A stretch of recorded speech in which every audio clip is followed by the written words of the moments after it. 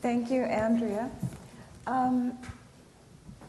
Renée, I've known Renée for a number of years, and from my youth. From her youth.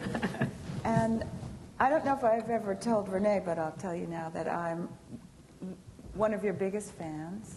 Thank and you. You're one of my favorite artists, and I'm not saying that just for the occasion. Thank you.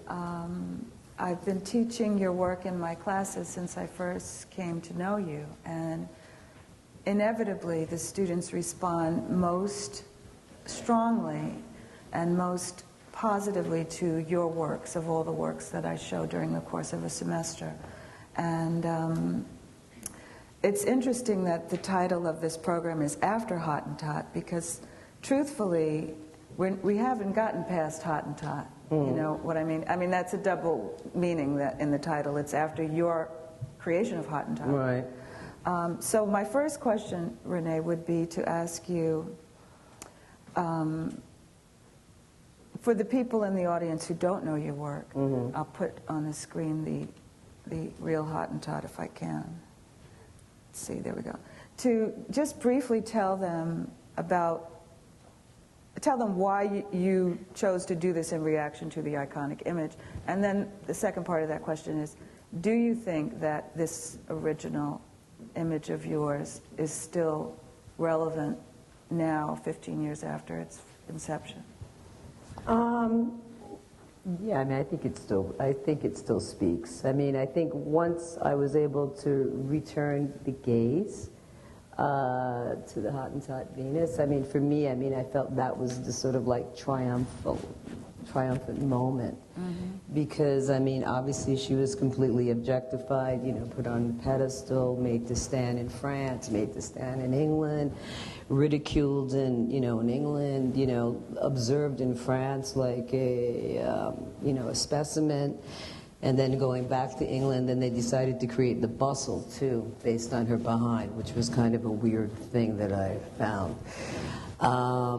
And when I became familiar with the history and what happened to her, and then what happened to her body after she died, I mean, I felt compelled to try to illustrate that. And came up with the notion of doing the Hot-En-Tot Venus myself.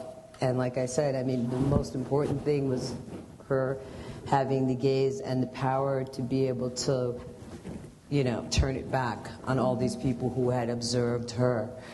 And the paraphernalia, I was telling some people earlier today, I mean, it was obtained actually in a costume Halloween store. And it exists in black and Caucasian and mulatto as well, so it's kind of equal opportunity. It wasn't just specific to, you know, the black body, the black female body. And when I saw that, then it also really sort of solidified for me that, you know, now I actually had the accoutrement to do it, because it wasn't like a Photoshop moment or something like that. And I mean, that was like really, I think, like the starting out place for me, because I was just really surprised by the fact that that could even happen.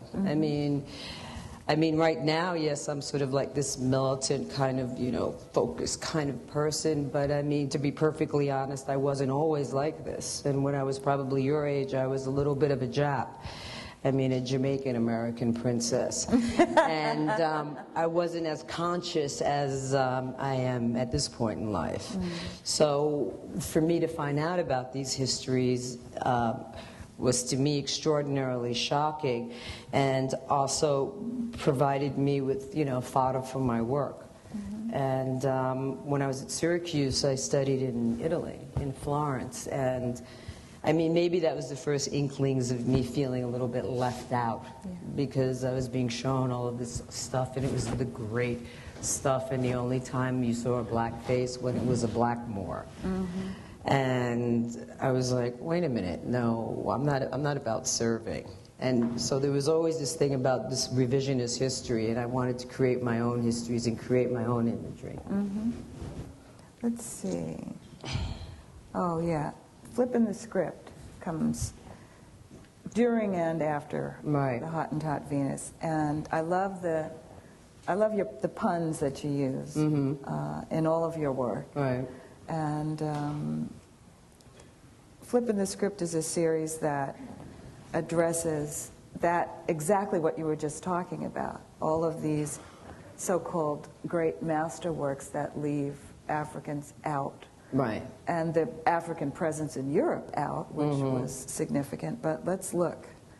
Right. They don't tell us about, the one of the Medicis was actually black.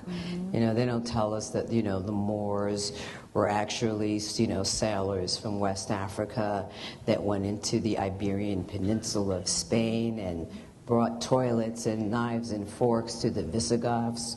And taught them how to wash. Exactly. And taught them how to build stuff, too. You know what I'm saying? But we don't get credit for that because people like Franco decided to eradicate those histories. So now when they see African footballers, they're throwing bananas on the field. So there's these horrible little contradictions. And I find one of the things, like what you were saying at lunch today about Darwin and whatnot, and what his position was in terms of Africans, and that he was considering them completely equal, and then this other schmuck takes it over and starts and starts lecturing about it, and then suddenly it becomes this whole other different perception. So yeah, but you were talking also earlier today about issues that some black women had with this image, Liberty in the South Bronx. Oh, yeah. Put the Statue of Liberty next to it, obviously. Right. And the Statue of Liberty was actually based on a black woman's body? Okay, cool. Then, moving right along. No, there was an incident behind this image that the New School actually purchased that photograph, thank God. And they had it in a conference room, and there was an African-American woman there who was there for a conference, and had a single-handed one-woman revolt that she couldn't stay in the room because it made her feel like she was back at the slave auction block. Which I was like, whoa. I mean, it has nothing to do with my piece. That has to do with you should seek psychiatric help because there's something wrong if it makes you feel that way.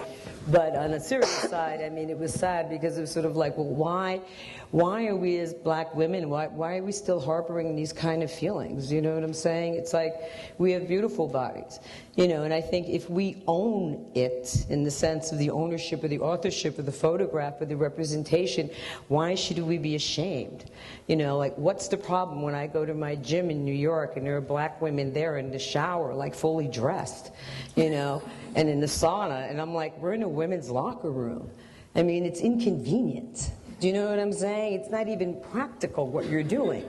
And the white women, and myself, I'm walking around naked. I mean, I don't care.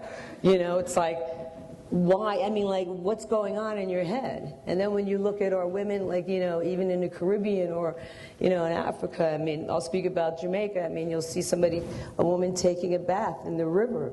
And she's naked, and it's not like some big dramatic thing, and it's not taking anybody back to the auction block or any of that stuff.